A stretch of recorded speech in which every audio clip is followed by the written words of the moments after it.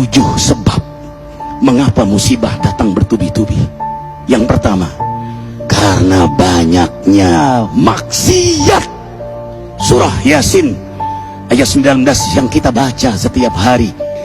Kemalangan terjadi, musibah terjadi, malapetaka terjadi karena dosa keterlaluan kalian kepada Allah. Yang kedua, karena banyaknya orang berbuat zalim. Dengarkan surah Qasas ayat 59. Kami tidak akan menghancurkan satu daerah kecuali para penduduknya banyak berbuat zalim. Anak durhaka pada orang tua, istri yang berani kepada suaminya, perampok, pembunuhan di mana-mana. Ini mengundang bala bencana. Yang ketiga, mengundang bala bencana karena kelakuan tangan-tangan manusia.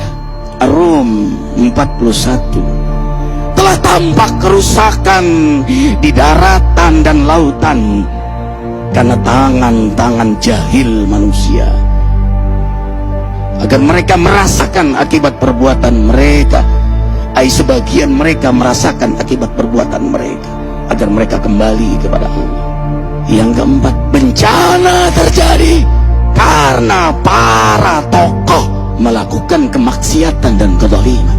Dengarkan dengan iman, wahai penduduk Indonesia yang mulia. Bila kami ingin menghancurkan suatu negeri, kami perintahkan para tokohnya untuk taat kepada Allah, tapi mereka maksiat, tapi mereka berbuat zalim, tapi mereka khianat kepadaku dan kepada makhlukku. Bahaqqa alaihil qaul, maka haklah untuk mereka datang bala bencana seperti kaum Ad, kaum Samud, kaum Lut, kaum Nuh. Kami hancurkan sehancur-hancurnya. Siapa tokoh itu? Para pemimpin kita yang sumpah Al-Quran di kepalanya, demi Allah tidak korupsi. Lalu korupsi. Siapa lagi? Hartawan, orang-orang kaya yang dengan harta berpoya-poya, sombong, maksiat dengan kekayaannya di tengah orang yang banyak menderita. Siapa lagi?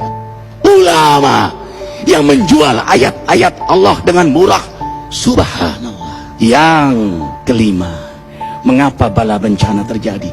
Karena orang-orang soleh, orang-orang baik diam melihat kemaksiatan dan kemungkaran. Surah Al-Anfal ayat 25. Takutlah kalian dengan musibah yang tidak hanya menimpa orang yang maksiat, orang yang berbuat zalim, tapi juga kalian orang-orang soleh. Maka masa bodoh dengan kemaksiatan bukanlah sikap seorang mukmin. Amar ma'ruf nahi munkar adalah amal cerdas. Yang keenam, justru karena rahmat Allah, karena peringatan yang Allah hadirkan agar hadir mahkamah kesadaran kita. Ikhwah, dengarkan dengan iman surah Al-Baqarah ayat 155, 156, 157. Kami pasti uji kalian dengan sesuatu yang buat kalian takut lapar, takut miskin, takut kematian. Tapi kabarkan berita gembira bagi hamba Allah yang sabar dari semua ujiannya, yang mereka berkata, sesungguhnya kami milik Allah dan sungguhnya kami akan kembali kepada Allah. Yang terakhir, yang ketujuh, ada yang nanya, bagaimana yang maksiat yang selamat? Tenang-tenang saja. Yang berbuat zalim malah sukses. Di mana keadilannya? Allah Maha Adil. Dengarkan surah Hud ayat 15-16. Barang siapa mencari kesenangan dunia, lalu dia menghalalkan semua cara, apa kata Allah? Kami beri, tapi di akhirat tidak mendapatkan secuil pun kenikmatan, malah nikmat di dunianya menjadi bahan bakar azab untuk dirinya.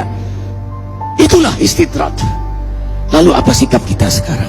Orang beriman menjadikan peristiwa apapun sebagai jalan untuk mendekatkan dirinya kepada Allah.